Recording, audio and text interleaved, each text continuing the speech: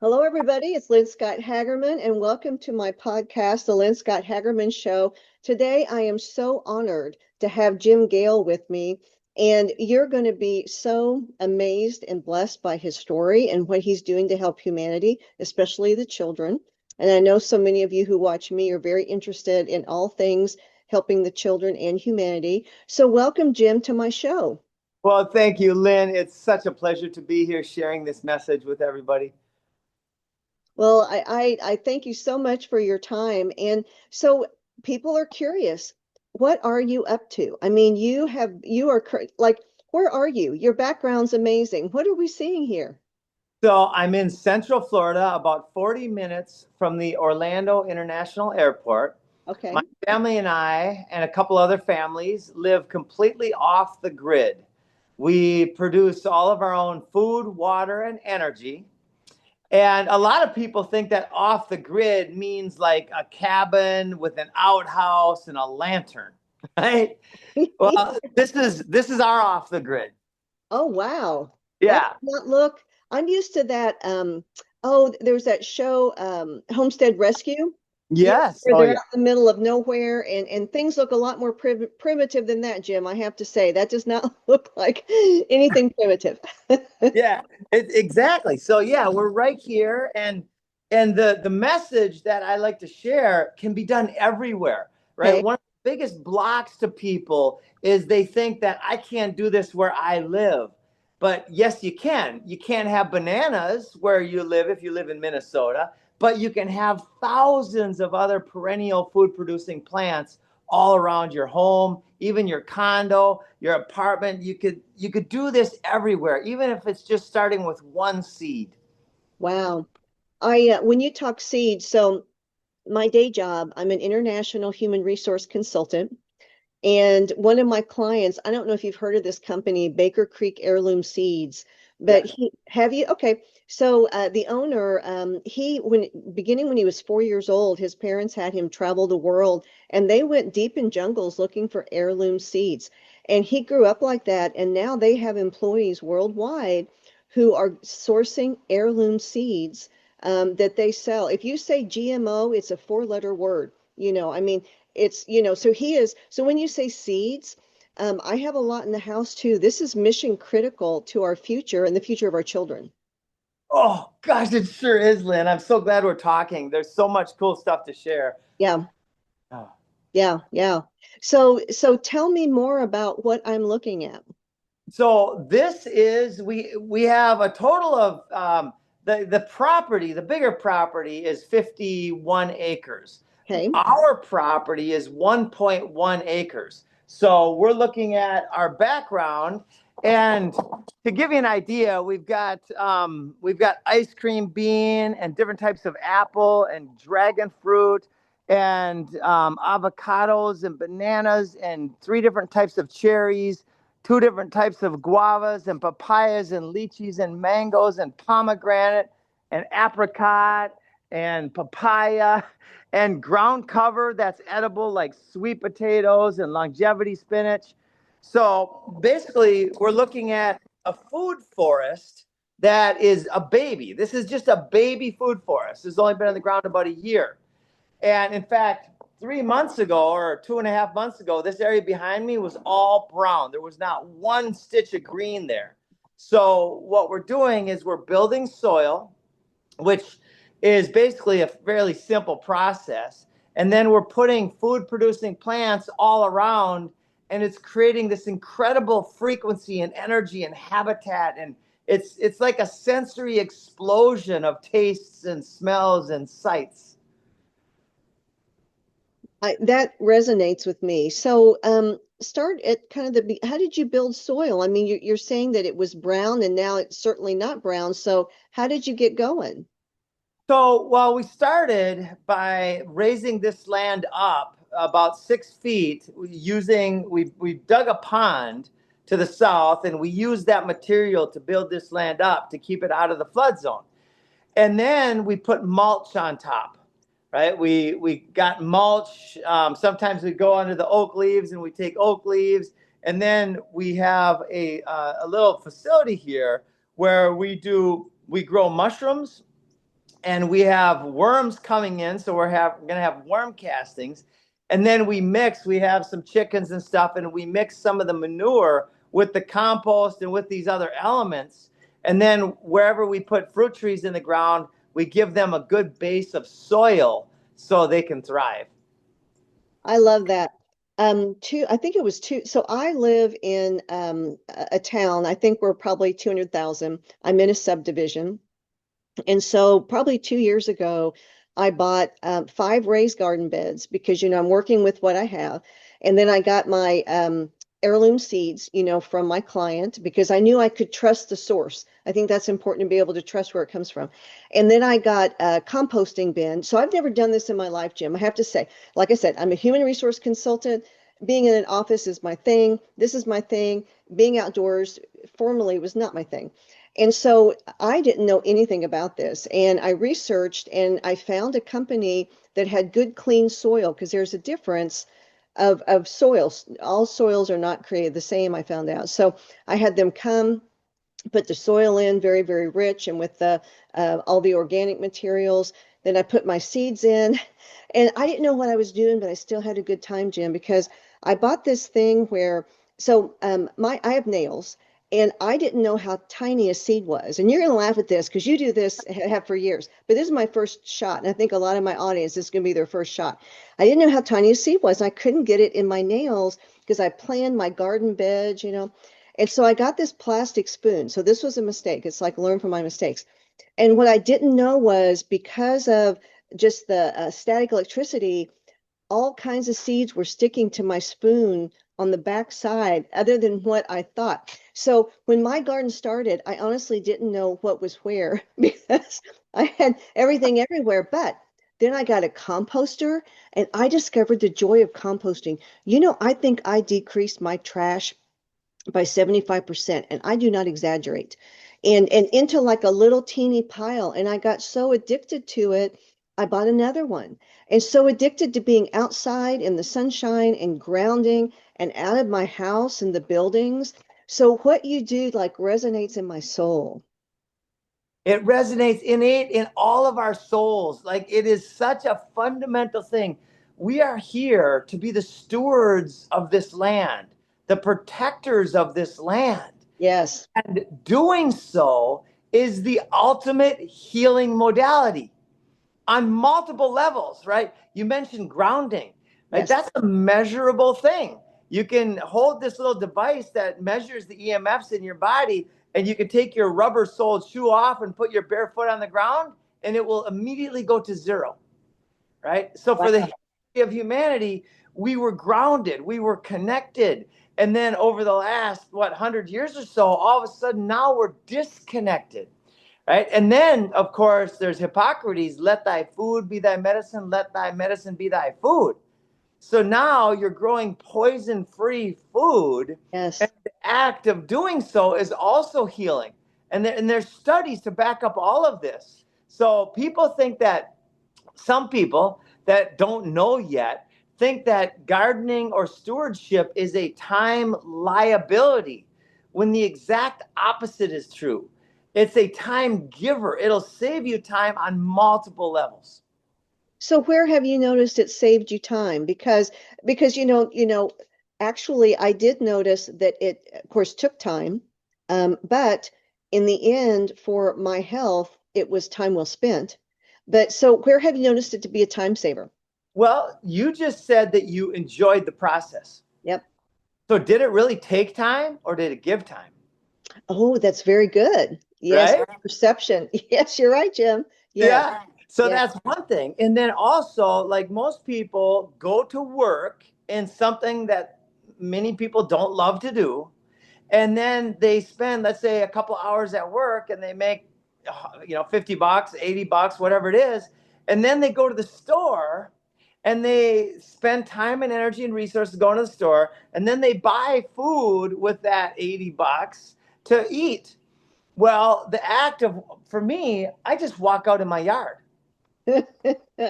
and I enjoy the whole thing, right? So I don't have to go to the store nearly as much. Yesterday, my meals consisted of basically fish and eggs, I went fishing, caught fish out here. I had the eggs, and then a few more things. But the majority of my calories yesterday came from the joyful process of harvesting land or these meals from the land. Well, and talk about the nutrition. So I and all of my listeners are very concerned about the quality of food. And the more I research, Jim, it's not food. I'm putting that in air quotes. So when we go to these grocery stores, they call it food, but it is not food. GMO is not food. These processed foods are chemicals. This is not food. So our brains are not getting the nutrients that we need. People wonder why they can't think, why they're tired, why they don't feel well, why they're getting ill, but they have no nutrients in their body and they don't know it, even when they try to eat healthy. Isn't that amazing? It Even is. you just asked the question earlier, how does it give time?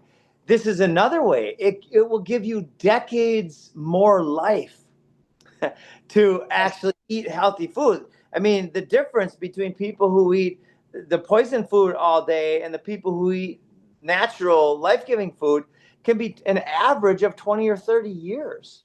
Wow. And good years at that. Good years. Good Yes. years, not years spent in the medical field. I've started calling it the unhealthcare field, although I have friends in that healthcare field and there are people doing good works there. And so I don't throw the baby out with the bathwater, but so much of it is unhealthy. The medications with the side effects, when food, water, air, grounding, all of our basics. Yep. All of our basics. And it's relatively easy to create a foundation of food security globally. All right. I'll give you a couple examples. So we had a pastor come here from a local church, which is pretty good size. And he has this pole barn church surrounded by lawn, right? Okay. There's about 47 million acres of lawn in the United States alone. The lawn is the physical foundation of humanity's suffering, right? There's more chemicals and poisons added to the lawn and more human resources to the lawn than any other crop. And it Yeah. doesn't provide food. It's a status symbol, but what it really symbolizes is our lack of awareness of what that could be. That could be a food forest that provides all the food that we need in our parks, our schools, and so on, in our prisons. And so our mission is to help people see what's possible so that they can have a new profound awareness. And then as soon as people become aware that it's possible to live in this kind of Garden of Eden setting, then they take steps to make it happen around them. So what are the steps? Tell me steps for people who are listening. I would educate a guess. The majority of the listeners have yards treated with chemicals. It's how people live. So what are the steps? The first step is to realize that it can be done everywhere. And like a lot of people say, I can't do it because, well, those are all programmed BS. They're belief systems, and they're not backed up by any type of science, unless it's bad science. Yeah. The truth of the matter is, if you got a condo and you have a tiny bit of space on your countertop, you can put one seed in there. You can grow, or you can grow a tray of microgreens, right? Or if you've got any type of yard, you could, of course, that's easy. You just take a corner or an edge of the yard that you don't use, and you go to the local nursery and you buy 3 or 4 perennial plants, right? Like a perennial, by the way, there's annuals and perennials. Annuals are not found in a natural system. There are things that have been modified over time, and they do not, it takes a little bit more effort to garden with annual crops. It's still joyful and healing and wonderful. But what we have all around me is a perennial food forest, Okay. which are plants that you plant one time and they will literally provide food for generations to come. In fact, there's an olive tree, multiple olive trees on the Greek Isle of Crete that have been producing food for over 2,000 years. One tree. Isn't that crazy? That is crazy. Yeah. So it takes this idea that it's hard work out of our awareness. So that's the first step, is awareness. The second step is start planting seeds, right? Start going to wherever it is in your local area that knows about this and just talk to somebody. People love sharing their seeds too, because we know why, right? The why is big. The why equals a future of abundance for our kids. It's a big Yes. why. Yes. Yes. So then, knowing that anyone who has a yard in, just speaking the United States now, it has been heavily chemically destroyed for who knows how many decades, frankly. And so I'm thinking you don't just put the seed right in the yard. Maybe you have to put some good soil down first, or do you detox your yard like you would a human body, or what do you do? Yes, you do. So the best thing to do, nature has all the answers. So nature over time will literally detox whatever environment that it is. Nature is infinitely powerful, right? Some people call it God's design. It's epically powerful. But to speed it up, you can add compost tea or worm castings. Worms are the best little cleaners around. So you can actually add your compost and then bring some compost tea. Like there's an entity called soilsaviors.org and another one, Back to Grow, where they have these fertilizers that are all made of living stuff, right? It's not this chemical fertilizer. It's living bacteria that live in harmony, and you put this on the land and it will create the environment for the plants to thrive. Awesome. So then with this, I know that you're also taking this to another level. So this is your home, your habitat, but you have a model school model, I think, in Central Florida. And so tell me about this project. So this is so exciting. So we've created a school model. It's called Origins Reclaimed Academy. And so Origins Reclaimed Academy is a school where the children will spend the first couple hours every day stewarding the land, taking care of the chickens and ducks and animals, and then planting food. And so I love to share the numbers so people can really get what this means. So the student's first task is to create a yield, to learn how to create a yield or a surplus or abundance. So they're going to be planting or propagating 10 new plants every single day, which, by the way, will take less than 10 minutes for a lot of stuff, less than a few minutes, really. If they're going to be grafting trees or doing some more technical stuff, that might take an hour. So let's just do the math on it. 20 kids, and we're going to max out our school at 20 kids, Okay. times 10 new plants a day. Over 30 days, those plants start to grow up, and they're worth $10 a piece on average. Okay. So 10 times 20 times 10 is $2,000 in cash value per day that comes out of the school while the students learn the most important thing they could ever learn. And that's how to be self-reliant and how to create abundance. And then we have worked with our local community. Like there's an entity called the 10th Street Market. And we talked to them about the students bringing the produce, whatever, which a lot of it, our goal is along the lines of, don't just give them a fish, but teach them to fish. So Right. our goal is to help people around here and then scale it globally, which is happening fast. But our goal is to help people around here be completely food secure. So we're going to be selling a lot of plant starts at the 10th Street Market. In fact, we knocked on 4 doors and told 4 different companies about this. We got 100% yes from all of them. They're like, Oh, we want wow. help. So now the students will be, by way of their education and doing what's logical with their time, they'll be creating a massive wave of abundance that will go to them and their families. And it will help feed this whole community. So we've created this very simple, very logical, and easy to replicate model. And then through originsreclaimed.org and foodforestabundance.com, we're helping this scale globally rapidly, because this school model will literally feed the world over a relatively short time. Tell me about how it's starting to scale globally. Tell me, like, who latched onto this and how's it getting, because I know people are super excited to hear that and wondering, like, what about my area? So, how is this working? Great question, Lynn. So a couple more details. The teachers make more money in this school model than they do in any public or private school around here. So it's scaling by the support systems that we created and also by the open source nature of it.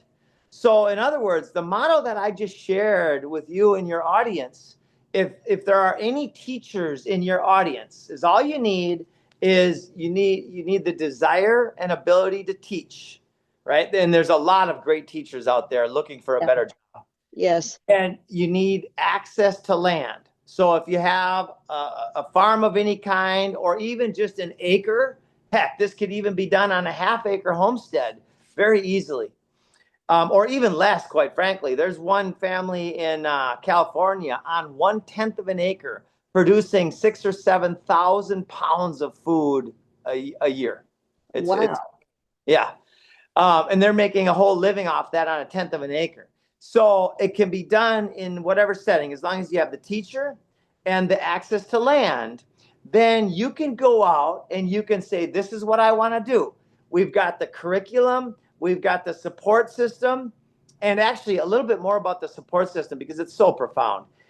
We are at originsreclaimed.org are a group of solutionaries that are coming together to follow Dr. Martin Luther King's advice. He said, "Those who love peace must learn to organize as effectively as those who love war."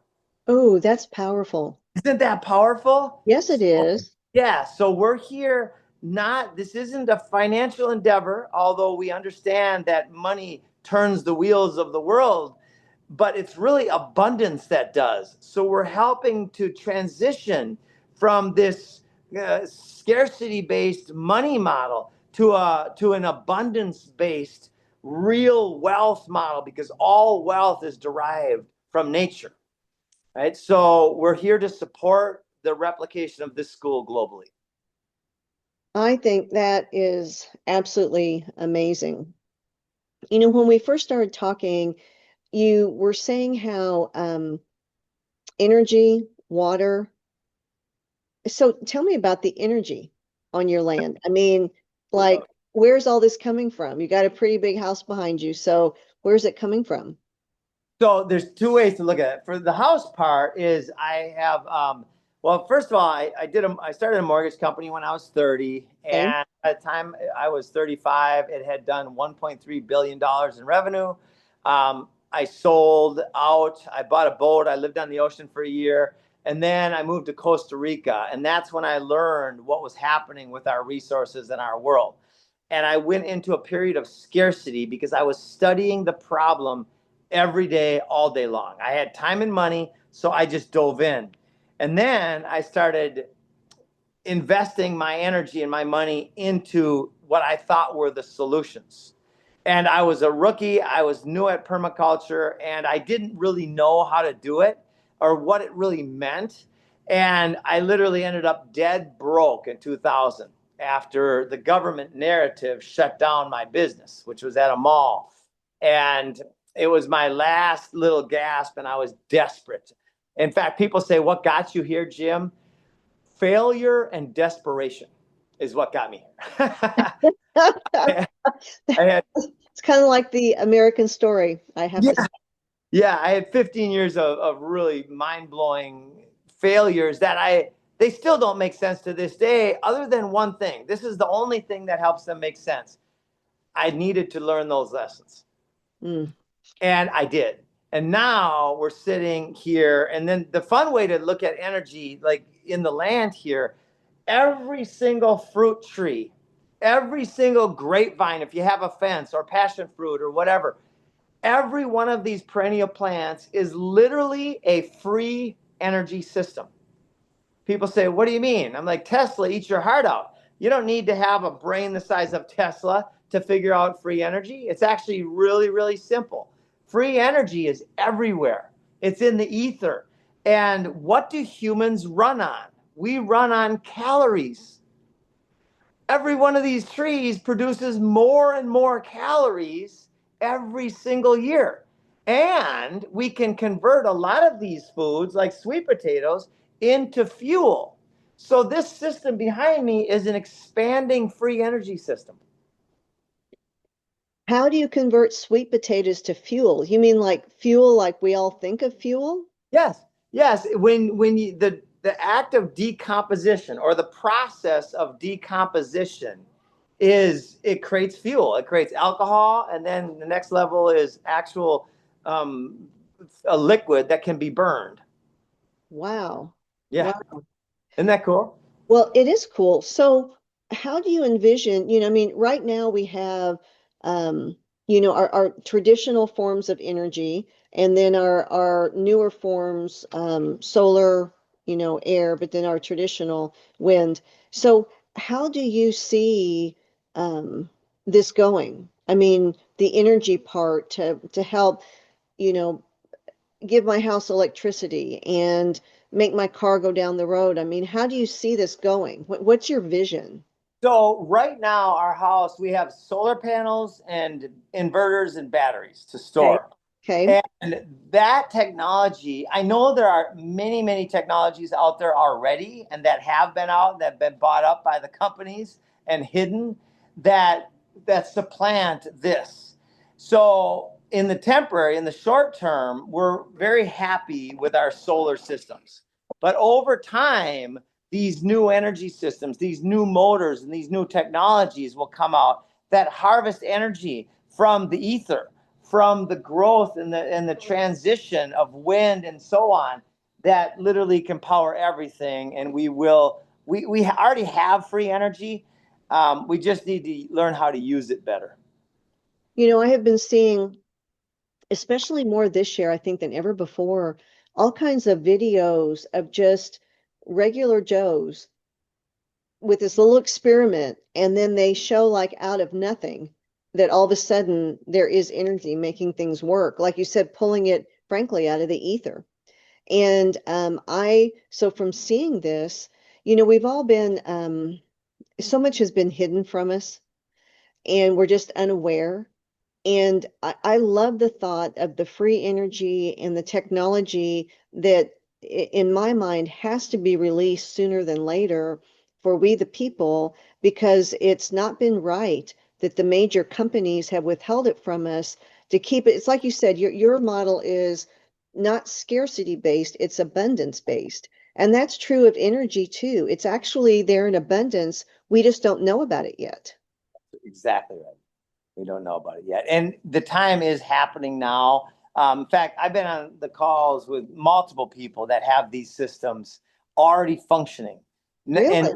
yeah, the problem is a lot of these people have patents and they are protecting and charging an arm and a leg for these energies because they can and because it's still way better than the current grid system. However, sometime real soon, somebody's going to put something out that is open source.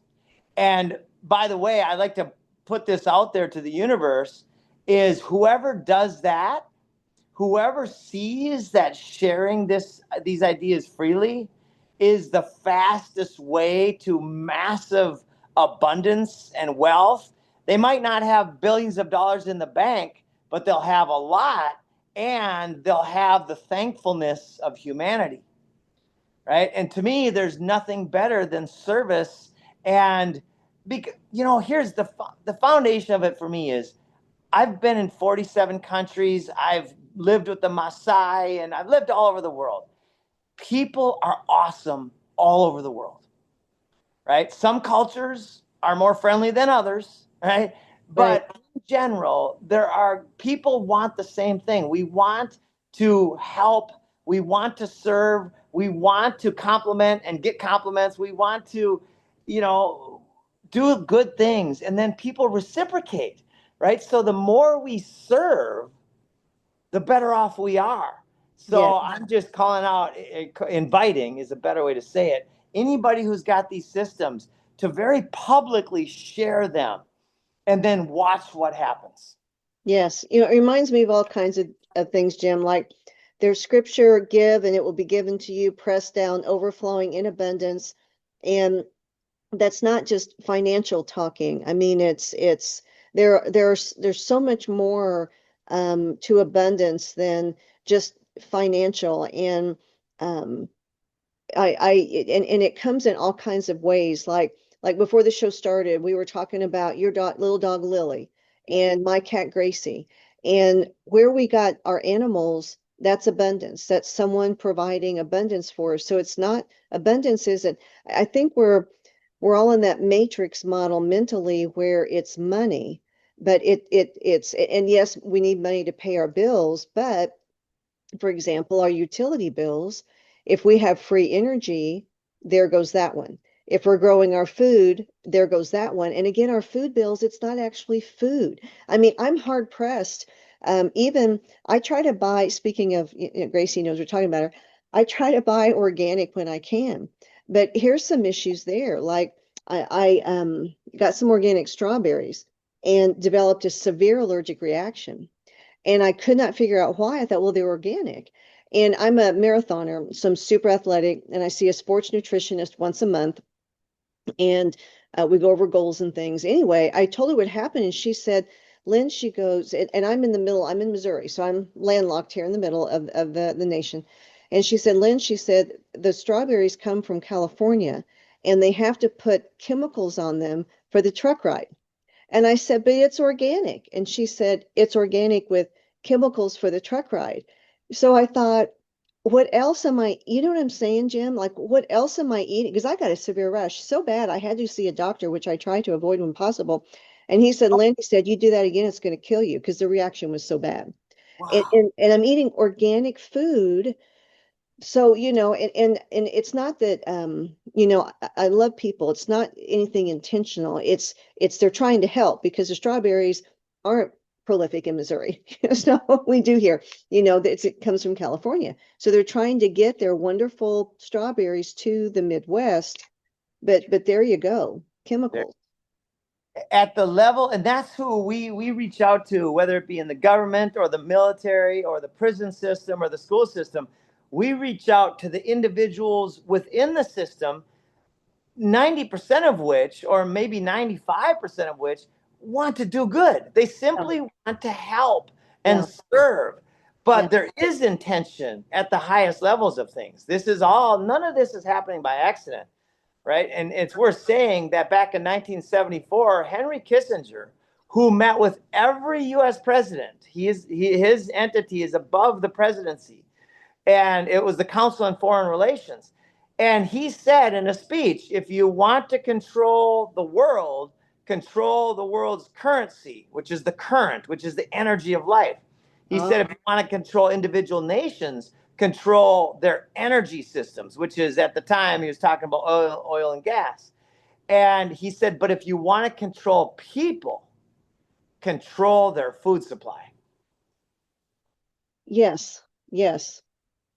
And that has led to one entity, which is called BlackRock, being in charge of, at some level, the controller of 90+% of our food supply.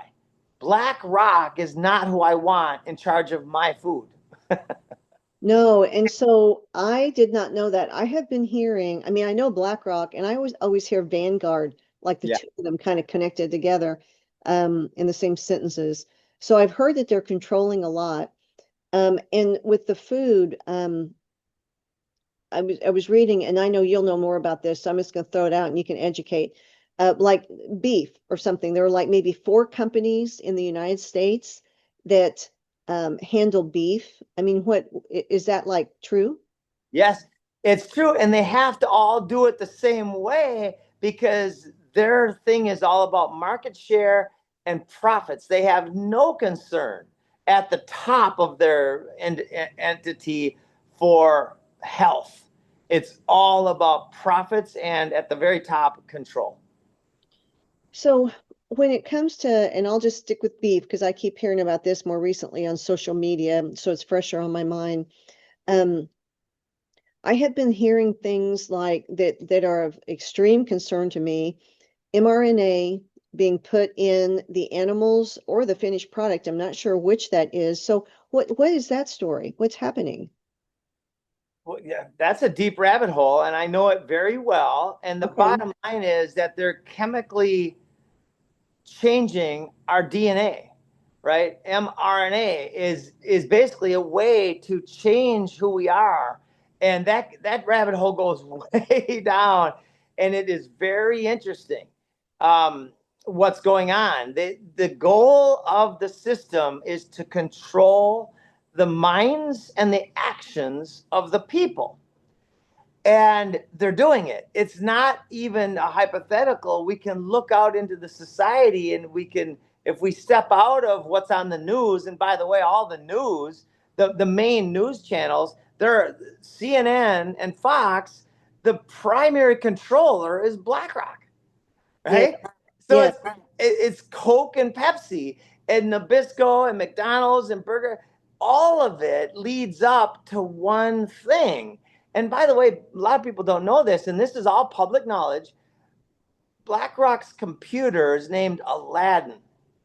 The computer was programmed with metrics, and the computer handles all of the betting, the stock market betting. Yeah. And the computer is faster and, of course, infinitely more intelligent than any individual or even institutional investor. So what happened is all of our 401ks and all of the current of humanity, right? The currency, like 10, 20 trillion dollars per year goes through that computer system. So what we need to do is program a new metric into that computer. And that's the metric of investing in life is a better investment long term than investing in death, which is what they've been investing in. Well, it has been. And when you talk about, the mRNA to control the minds and actions of people, that also gets back to my lane with the MK Ultra, experimentation.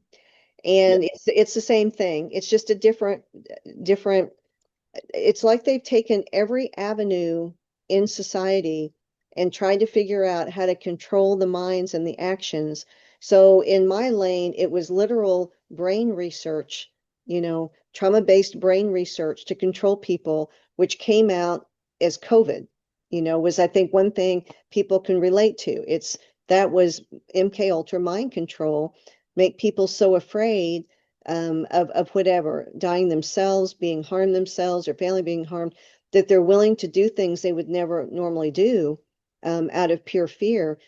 Plus, part of MK Ultra is withholding food, withholding water, withholding air. So we mask up. We destroy dignity by making toilet paper scarce. Of all things that could have been scarce, Jim, toilet paper, Yeah. it's dignity, it's a mind control thing. And so your lane is, well, it's several lanes because of your background and your intelligence level.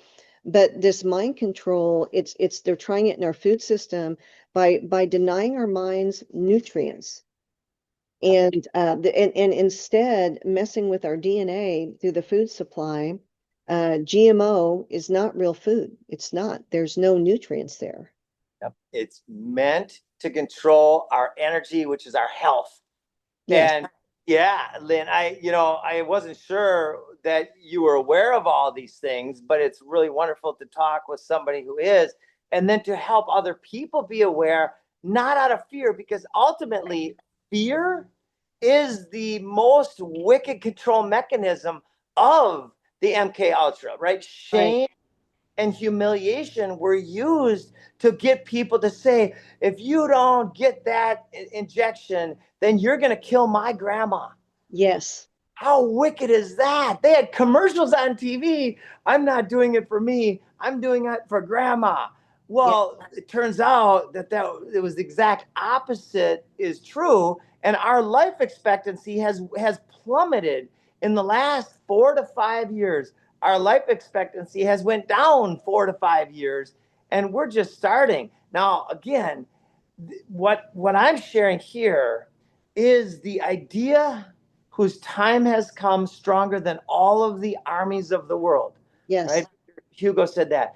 And the idea is the light bulb that goes off in the mind. It's enlightenmente, right? It's the opposite of govern, which means to control, Yes. mente, which means mind, right? Enlightenmente is a mind free of fear.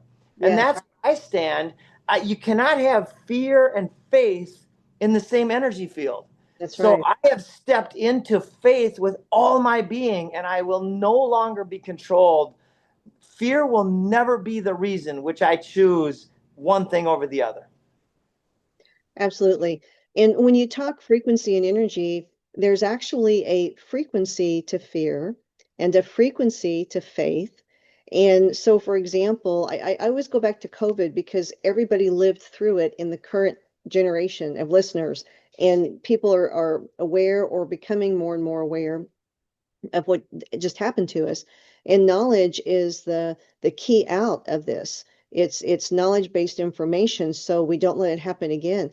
But whenever they instilled fear, and they did it worldwide, that was very planned. And so and we all fed into it like a battery, like giving power and revving up their fear-based battery. And that frequency then filled the planet, which caused in return all of these fearful thoughts and behaviors. Whereas the faith based, the love for each other, the concern for each other, the wanting to help each other and serve each other, that is a higher frequency that the Black Rocks they don't have because they can't fathom that. And as Yes. long as we stay here, then we win. And you're laying with, I mean, I just, I'm adore, I've had goosebumps, the whole time during conversation, just watching your background. What you're doing is like the model of um, positivity and independence and self-reliance off the government. Um, but it's not to go hide. It's not to go off the grid and hide from humanity. It's to help each other. That's it. It is. It's so joyful. And Yeah. I'll give you a really profound story that happened to me 2 years ago. Okay. So we're building our family homestead. We built this whole community without complying with the government. We very publicly do not pay, by the threat of violence, taxes on our land or labor. And Okay. I've shared this on hundreds of podcasts. And I've shared this directly with the governor and the president and Bobby Kennedy when I met with him and many others. And we did not ask for permission to build our house. So the government agent came here 2 years ago, and I heard that he was here. And when I heard that, I had a wave of adrenaline go through my body, right? Which was a wave of fear. Right. And I took a deep breath, and I stood up and I breathed in spirit. And I said to myself, I've been waiting for this, and we are right and we are justified. And I started walking towards this fella. He was on the other side of a food forest, about, a couple 100 yards away. And so I turned on my camera when I saw him, and I walked up to him and I said, hello, my name is Jim Gale, and I'm recording this conversation. And by the way, the reason I'm sharing these details is because I'm sharing the strategy. Yes. And so anybody listening, if you feel like doing this, this Yeah. is a strategy I used. I don't know what's going to happen with you. I just know that this is what I used.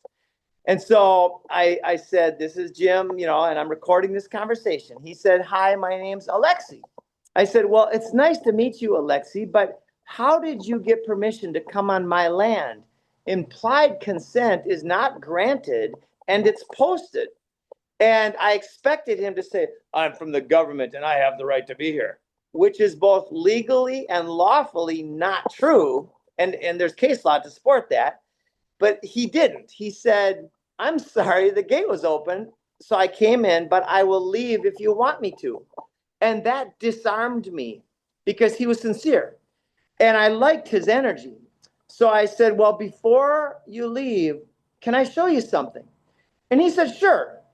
So I walked him over into the food forest, right? We have about a 3.5-year-old food forest that's just down at the other end of the property there.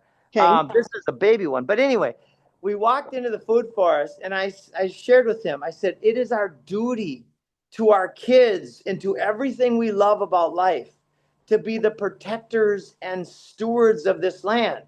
And he had this little clipboard with a paper and check marks.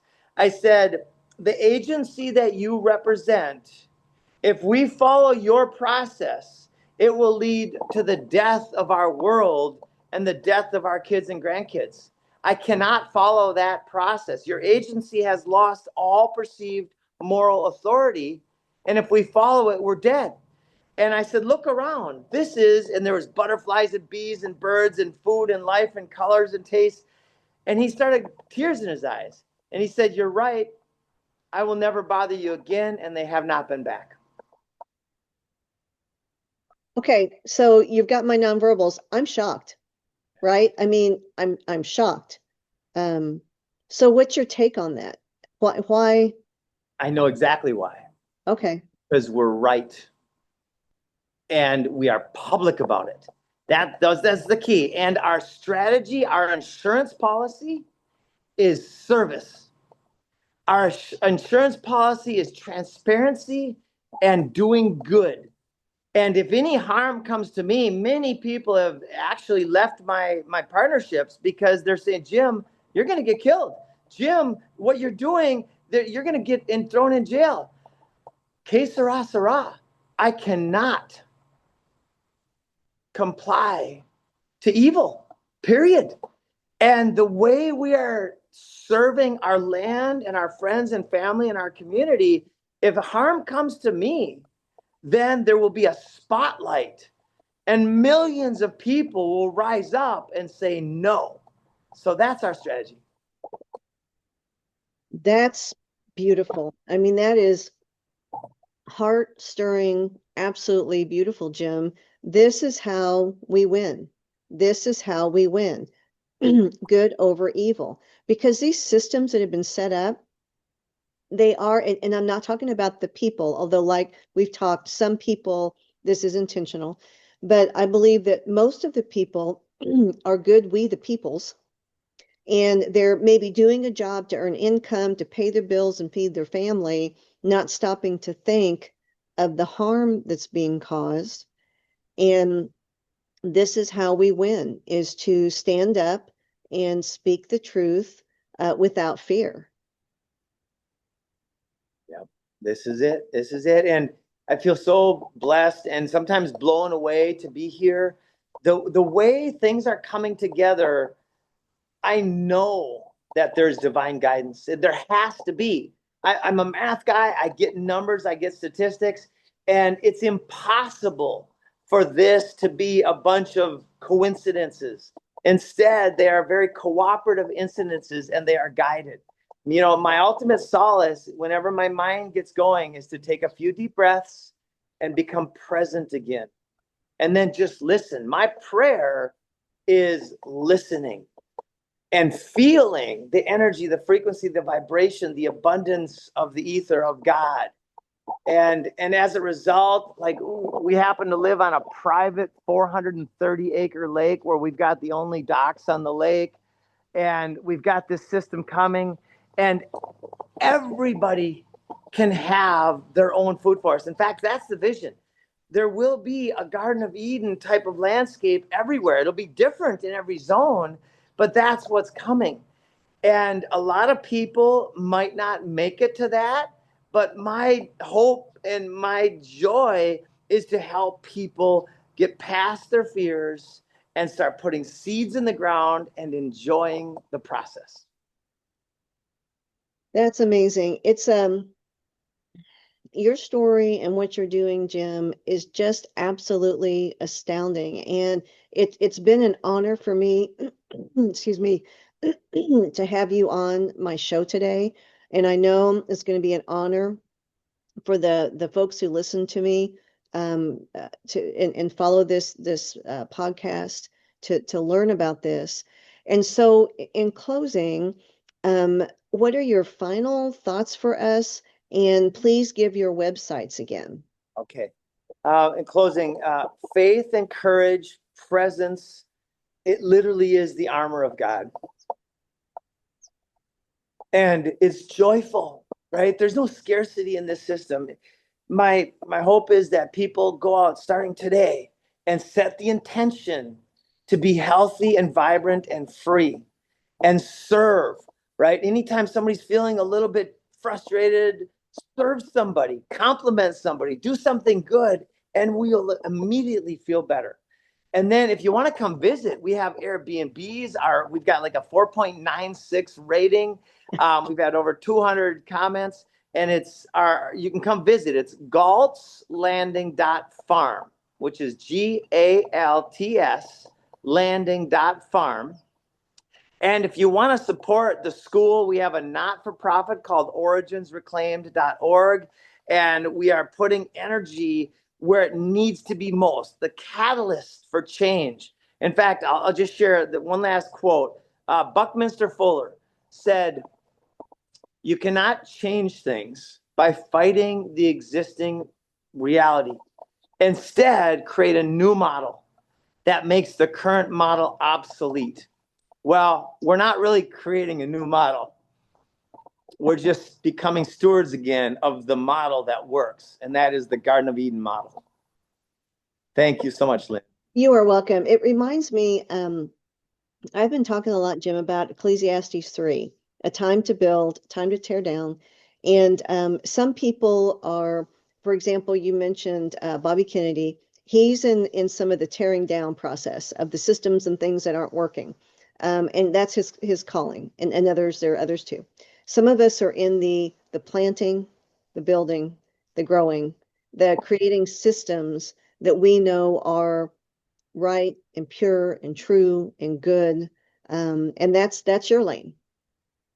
Yep, that's my lane. That's And we want to collaborate with everybody. That's the fun part is we're inviting everybody into our lane. It's a good lane to be in. yes, it is. Well, Godspeed to you. And thank you again so much for your time today. And to my friends and family, I close my show as I always do by saying, because it is very true, God is absolutely good. You can see the abundance. Amen. Amen.